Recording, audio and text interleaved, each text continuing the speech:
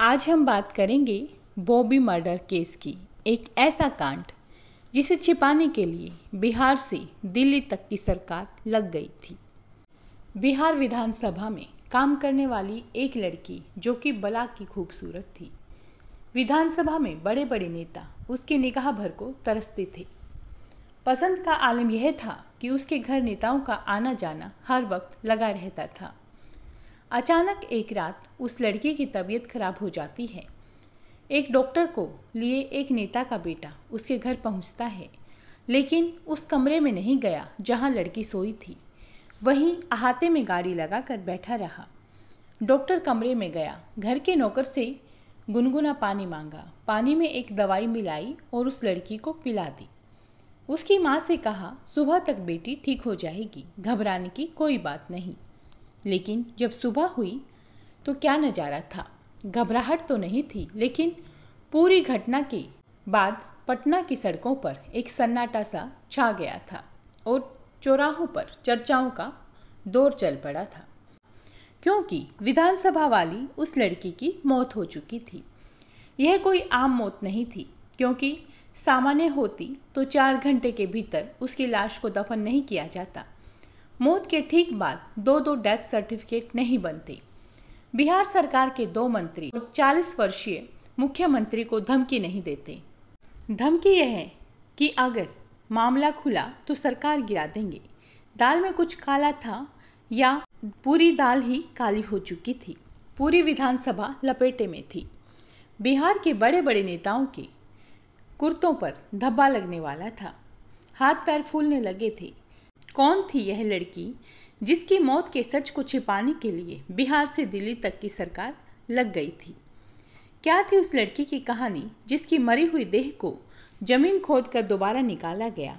और वो अफसर कौन था जो पूरी सरकार के दबाव को धत्ता बताते हुए नेताओं की धरपकड़ में लग गया था? और जब सूबे के मुख्यमंत्री ने उस अफसर को फोन किया तो सामने से जवाब मिला, सर इस मामले में मत पड़िए, यह ऐसी आग है कि आपका हाथ जल जाएगा। एक ऐसा दौर जब बिहार मानो कत्लगाह बन गया हो, तब एक अदना सा एसएसपी सूबे के मुख्यमंत्री को यह बात क्यों कह रहा था कि हाथ मत लगाइए, जल जाएंगे? यह कौन सी आग थी और मुख्यमंत्री इस कत्ल की जांच को लेकर इतने फिक्रमंद क्यों थे? क्योंकि इस आग का धुआं बिहार से ही निकला था और लपटें उन घरों तक पहुंच रही थी जहां सफेद पोश नेता बैठे हुए थे। चिंगारी की जद यह थी कि डीजीपी ने कह दिया था, नेताओं के बेटों को गिरफ्तार करना क्या इतना आसान है? तो क्या किसी नेता से पूछताछ हुई? क्या 42 साल बाद भी यह राज पता चल सका कि उस लड़की की हत्या किसने की थी? कौन सा रहस्य था जिससे पर्दा उठ जाने की सूरत में लोकतंत्र का बलात्कार होने का डर दिखाया गया? आज के इस एपिसोड में कहानी बिहार में हुई सबसे सनसनीखेज केस बॉबी मर्डर केस की है। एक लड़की के मर्डर की कहानी जिसे छिपाने के लिए पुलिस से लेकर सीबीआई तक के हाथ में सियासी हथकड़ी लगा दी गई थी। इस पूरी कहानी में एक लड़की है, एक पुलिस अफसर है, थोक के भाव में विधायक हैं, कई मंत्री हैं, विधान परिषद की एक पूर्व अध्यक्ष हैं और हैं खूब सारे फोन कॉल्स। कहानी के हर पन्ने पर एक फोन कॉल है। जैसे ही आप सोचेंगे कि चलो अब कहानी सीधी हो चली है, तब एक फोन की घंटी बज जाएगी और इस कहानी में फिर से एक नया मोड़ आ जाएगा। तो हम भी कहानी शुरू कर रहे हैं एक कॉल से ही, जो आई थी 9 मई 1983 के दिन। पटना के तत्कालीन एसएसपी किशोर कुणाल को इंडियन एक्सप्रेस से जुड़े एक पत्रकार हेमेंद्र नारायण का फोन आता है। सर, पटना में कोई सनसनीखेज मर्डर हुआ है क्या? कुणाल जवाब देते हैं, मेरा वायरलेस हमेशा खुला रहता है, लेकिन ऐसी कोई सूचना नहीं है। दूसरी ओर से कुणाल को बताया जाता है कि सचिवालय थाना क्षेत्र में एक लड़की की हत्या हो गई है। मामले में कई बड़े नेताओं का नाम सामने आ रहा है। एसएसपी हक्के बक्के रह जाते हैं। फोन कटा और तुरंत उन्होंने इलाके के दूसरे अफसरों को फोन मिलाया। लेकिन उन अधिकारियों को भी किसी हत्या की जानकारी नहीं मिली थी। निर्देश मिला कि पूरे पटना में धुआं है, यानी कहीं ना कहीं आग तो जरूर लगी होगी, पता कीजिए। अधिकारियों ने अगले दिन यानी 10 मई को रिपोर्ट एसएसपी की टेबल पर रख दी। पता चला कि एक लड़की थी, विधानसभा में काम करती थी, नाम उसका बॉबी था। उसकी मौत हो गई थी। शब्द पर गौर कीजिए, अधिकारियों ने बताया था कि उसकी मौत हो गई थी, यानी हत्या का जिक्र नहीं था। पता यह भी चला कि लड़की ईसाई थी, इसीलिए एक कब्रिस्तान में उसकी लाश को दफना दिया गया था। इससे ज्यादा कोई जानकारी नहीं थी। लेकिन अगले सुबह इस केस से जुड़े कुछ राज अखबारों के पहले पन्ने पर दर्ज होते हैं। 11 मई 1983 के दिन हर रोज की तरह एक सामान्य सुबह, शहर में वही गाड़ियों की चिंग पोंग, लेकिन उस सुबह इस शोर से कुछ ज्यादा था, क्योंकि 2 अखबारों ने फ्रंट पेज पर एक तड़कती भड़कती खबर छाप दी थी। उसी बॉबी की हत्या की खबर छपी और हड़कंप मच गया। इतना कि एसएसपी किशोर कुणाल को एक एफआईआर दर्ज करनी पड़ी थी, जिसमें बॉबी की मौत को अननेचुरल डेथ बताया गया था। मुकदमा लिखा गया और उसके बाद तफ्तीश शुरू की गई। लेकिन एक नज़र उस बॉबी की जिंदगी पर भी डाल लेते हैं, जिस पर सियासी टोले की कितनी ही निगाहें टिकी हुई थी और जिसकी मौत पूरे पटना में बातचीत का विशेष विषय बन चुकी थी। बॉबी का असल नाम था श्वेता निशा त्रिवेदी। उसे जानने वाले लोग उसे बॉबी कहा करते थे। उसकी उम्र थी 35 साल। कांग्रेस इंदिरा गुट की विधायक और विधान परिषद की स्पीकर रही राजेश्वरी सरोज दास की गोद ली हुई बेटी। असल माता पिता कौन थे किसी को नहीं पता। इंडिया टुडे मैगजीन में 15 जून 1983 को छपी एक खबर की रिपोर्ट के मुताबिक बॉबी कॉलेज ड्रॉप आउट थी, शादीशुदा थी। शादी पहली वाली टूट चुकी थी। दूसरे पति के साथ उसके 2 बच्चे थे, लेकिन कभी यह जानकारी नहीं मिल पाई कि उसके ये दोनों पति कौन थे। बॉबी की हत्या के बाद जितनी मीडिया रिपोर्ट्स छपी या जितनी भी बातें हुई, उन सभी बातों में उसका सबसे बड़ा परिचय था उसकी खूबसूरती। एसएसपी किशोर कुणाल के बेटे द्वारा लिखी गई उनकी जीवनी दमन तक्षकों का में भी बॉबी पर ठीक ठाक शब्द खर्च किए थे। वो लिखते हैं, उसके अपूर्व सौंदर्य से अभिभूत होकर उसके प्रशंसकों ने राज कपूर की सुपरहिट फिल्म बॉबी की नायिका के नाम पर श्वेत निशा का नाम बॉबी रख दिया था और तब से वो इसी नाम से जानी जाती थी। उस पर मर मिटने वालों की तमन्ना रखने वाले कुछ एक जुनून शख्स आपसी बातचीत में उसे पाटलिपुत्र की नगरवधु भी पुकारते थे। विधानसभा के बहुत सारे माननीय सदस्य उसके ऊपर लट्टू हो गए थे और उसके इर्द गिर्द चक्कर लगाते रहते थे। उसकी एक नज़र पड़ जाने पर वे अपने आप को निहाल समझते थे।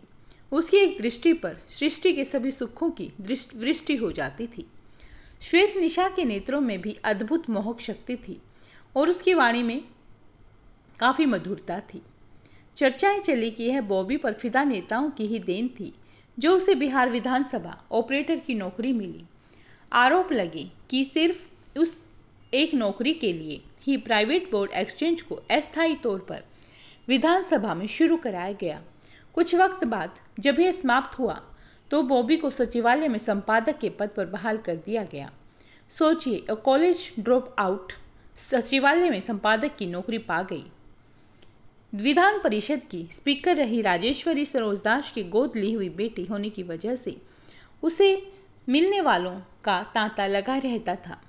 पॉलिटिकल कनेक्शन और उसकी सुंदरता ने नेताओं का एक चक्र बॉबी के चारों तरफ बना दिया था। नेता भी ऐरे गहरे नहीं बल्कि बड़े बड़े मंत्री तक इस घेरे में शामिल थे। जब बॉबी की मौत हुई तब वह सचिवालय में ही नौकरी कर रही थी। रोज की तरह वही विधानसभा आने जाने और इस बीच नेताओं की पार्टियों में जाने का सिलसिला चलता रहता था।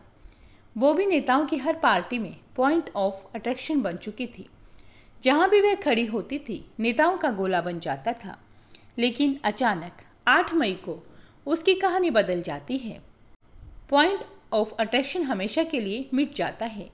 बॉबी की अचानक मौत हो जाती है। उसकी मौत पर पहले तो सन्नाटा छा जाता है, लेकिन यह एक सियासी तूफान के पहले का सन्नाटा था। जो तूफान आने वाला था उसमें सियासी रस्सी पर लटके कितने ही सफेद कुर्ते उड़ने वाले थे, क्योंकि यह किसी आम लड़की की मौत नहीं थी। एक हाई प्रोफाइल नाम, जिसका नाम कई मंत्रियों और विधायकों से जुड़ा हुआ था, और ऐसी महिला को मरने के लिए 4 घंटे के भीतर ही दफन कर दिया गया। और तो और एक ही लड़की की मौत के लिए 2 सर्टिफिकेट्स भी बन गई। दोनों ही डेथ सर्टिफिकेट राजेश्वरी सरोज दास ने पुलिस को जांच के दौरान दिए थे। इनमें से पहला मृत्यु प्रमाण पत्र विधानसभा के डॉक्टर के झा द्वारा जारी किया गया था, जिसके मुताबिक मृत्यु का संभावित कारण इंटरनल ब्लीडिंग था। दूसरा सर्टिफिकेट इंदिरा गांधी हृदय रोग संस्थान के कार्डियोलॉजिस्ट डॉक्टर अशोक कुमार ठाकुर ने बनाया था, जिसमें लिखा था कि बॉबी की मौत सुबह 4:30 बजे हार्ट अटैक से हुई थी, जबकि विधानसभा वाले डॉक्टर झा ने कहा था कि उन्होंने सुबह 4 बजे बॉबी की जांच की थी। इन दोनों की बताए समय को क्रॉस करें तो कहानी ऐसी बनती है कि जब मरी हुई बॉबी का डेथ सर्टिफिकेट डॉक्टर झा बना रहे थे, तब डॉक्टर अशोक के मुताबिक वो जिंदा थी और आधे घंटे बाद उसने आखिरी सांस ली। इस टाइमिंग के मैच न होने से एसएसपी किशोर कुणाल ने मामले की जांच करने का मन बना लिया। जांच के लिए सबसे जरूरी था बॉबी का पोस्टमार्टम, जिससे मौत की असल वजह पता चल सकी। लेकिन विडंबना यह थी कि बॉबी की लाश को पहले ही दफन कर दिया जा चुका था। ऐसे में एसएसपी किशोर कुणाल ने बॉबी की लाश को कब्र से बाहर निकलवाया, पोस्टमार्टम के लिए भेजा। लेकिन पोस्टमार्टम की रिपोर्ट आई तो एसएसपी साहब भी सन्न रह गई, क्योंकि रिपोर्ट में कुछ भी असामान्य नहीं था। एसएसपी को बात समझ आई, लाश जमीन के नीचे थी, इसलिए काफी हद तक डिकम्पोज हो चुकी थी। इसीलिए पोस्टमार्टम में कुछ खास पता नहीं चल पाया। ऐसे में एक फैसला लिया गया और तय हुआ कि बॉबी के शरीर का विसरा फोरेंसिक लैब भेजा जाए। विसरा यानी शरीर के इंटरनल और बड़े ऑर्गन्स। जांच हुई। 1 हफ्ते बाद विसरा टेस्ट की रिपोर्ट आई तो नतीजे चौंकाने वाले थे। रिपोर्ट बता रही थी बॉबी को मैल्थियन नाम का एक जहर दिया गया था, जो कि एक कार्बनिक फास्फोरस कीटनाशक है। इस रिपोर्ट के बाद पुलिस सोच में पड़ गई कि आखिर बॉबी को जहर किसने दिया और क्यों दिया।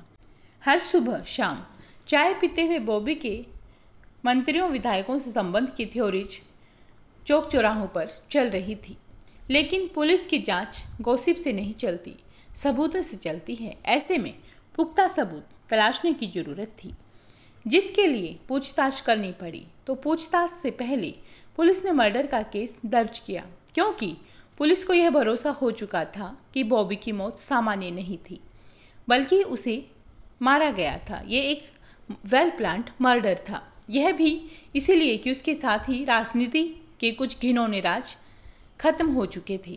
केस तो दर्ज हो गया, लेकिन पूछताछ में कुछ भी आगे नहीं बढ़ रहा था। पुलिस डिपार्टमेंट के आला अधिकारी खुद रोड़ा अटका रहे थे। किताब दमन तक्षकों का में दर्ज है कि तत्कालीन डिप्टी इंस्पेक्टर जनरल यानी डीआईजी नरेंद्र नारायण सिंह की मनाही की वजह से ना किसी की गिरफ्तारी हुई और ना ही पूछताछ हुई, क्योंकि इस मामले में शक के घेरे में ज्यादातर नेता ही थे। इसीलिए तत्कालीन डीजीपी ने कहा कि जब तक पुख्ता केस नहीं बन जाता, किसी नेता से पूछताछ नहीं की जा सकती। स्टेट पुलिस के टॉप अधिकारियों का यह रवैया साफ बता रहा था कि यह कानून के लंबे हाथों को नेताओं के गिरेबान से दूर रखना चाहते थे, भले ही उनके खिलाफ सबूत क्यों ना हो, भले ही इंसाफ दम क्यों ना तोड़ती। पुलिस यह जान चुकी थी कि बॉबी को जहर देकर मारा गया है और यह एक साजिश के तहत हुआ है, लेकिन उसे अभी 2 सवालों के जवाब तलाशने थे, कौन और क्यों। इन्हीं सवालों का जवाब तलाशने की जुगत शुरू हुई और कहानी में एंट्री होती है 3 लड़कों की, जो राजेश्वरी सरोज के आउट हाउस में रहते थे। पटना एसएसपी ने तय किया कि नेताओं से भले पूछताछ ना हो पाए, लेकिन इस केस से जुड़े बाकी दूसरे लोगों से पूछताछ जरूर होगी।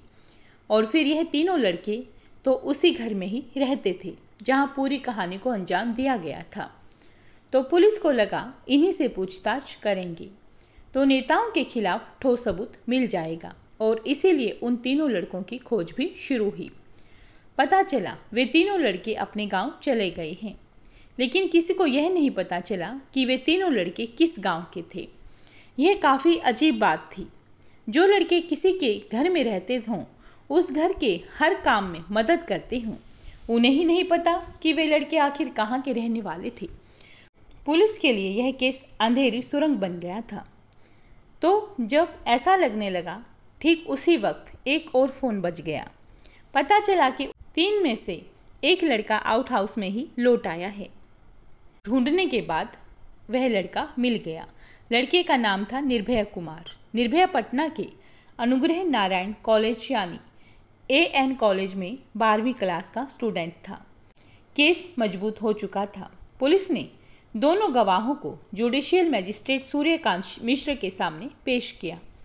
25 मई 1983 की तारीख दोनों गवाहों ने कोर्ट में अपना बयान दर्ज करवाया, जिसे पता चला कि आखिर 8 मई की दरमियानी रात को हुआ क्या था। त्रिशूलधारी सिंह ने बताया कि 7 मई की शाम 7 बजे की बात है। राजेश्वरी सरोज दास से फोन पर बात हुई थी। उनसे मैंने पूछा कि मेरे भाई की नौकरी का क्या हुआ। उन्होंने इस बारे में कुछ नहीं बताया और कहा कि तुम्हारी बेबी दीदी की तबीयत खराब है।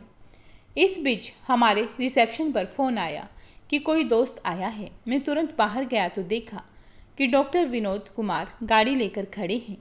डॉक्टर विनोद AN कॉलेज के सामने रहते थे। मैं उन्हें पहले से ही जानता था।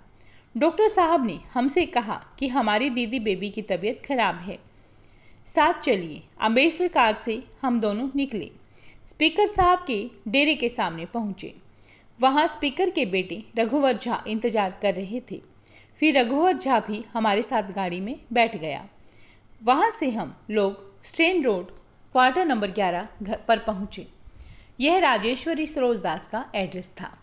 त्रिशूलधारी के बयान के मुताबिक रघुवर झा गाड़ी में बैठा रहा। डॉक्टर और वो घर के अंदर गए।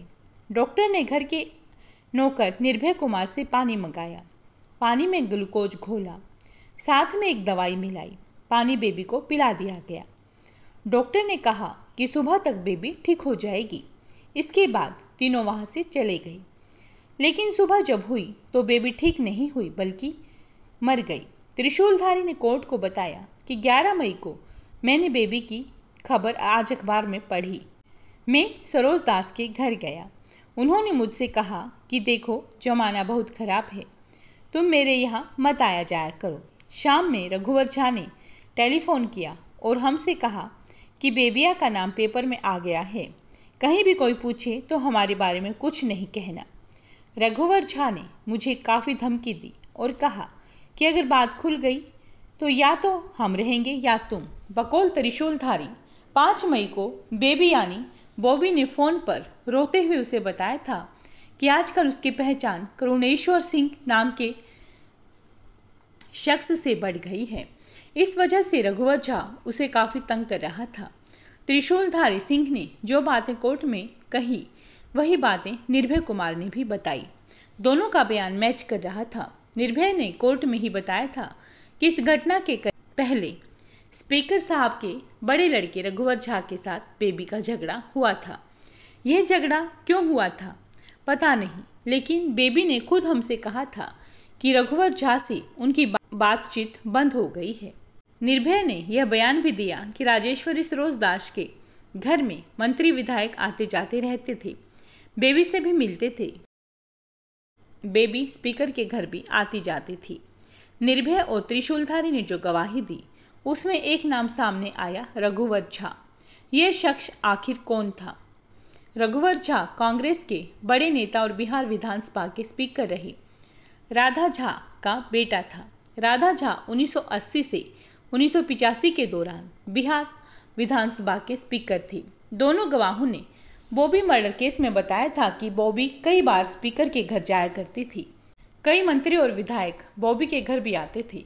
बहाना होता था राजेश्वरी से मिलने का, लेकिन मिलते थे वे बॉबी से। यह सारे डॉट्स कनेक्ट होकर जो कहानी बनाते थे, उसका मतलब यही बनता था कि इस केस में सत्ताधारी पार्टी के सफेदपोश शामिल थे। यही वजह थी कि तब भारतीय कम्युनिस्ट पार्टी ने कहा कि मुख्यमंत्री पुलिस को अपराधियों को गिरफ्तार करने की अनुमति नहीं दे रहे हैं, क्योंकि वह सत्तारूढ़ पार्टी के राजनीतिक आका हैं। इसी वजह से बिहार विधानसभा में नेता प्रतिपक्ष रहे कर्पूरी ठाकुर ने उस वक्त इस हत्या की जांच सीबीआई को सौंपने की मांग की थी। लेकिन दिलचस्प यह था कि जब विपक्षी नेताओं से लेकर खुद आईपीएस किशोर कुणाल सीबीआई जांच की मांग कर रहे थे, तब इस मांग को इग्नोर कर दिया गया। लेकिन जैसे ही पुलिस ने कोर्ट में गवाहों का बयान दर्ज करा दिया, एसएसपी कुणाल ने राजेश्वरी सरोज दास का भी बयान कोर्ट में दर्ज कराया और यह मामला एकदम पानी की तरह साफ हो गया। यानी अब आरोपियों की गिरफ्तारी करने की बारी थी।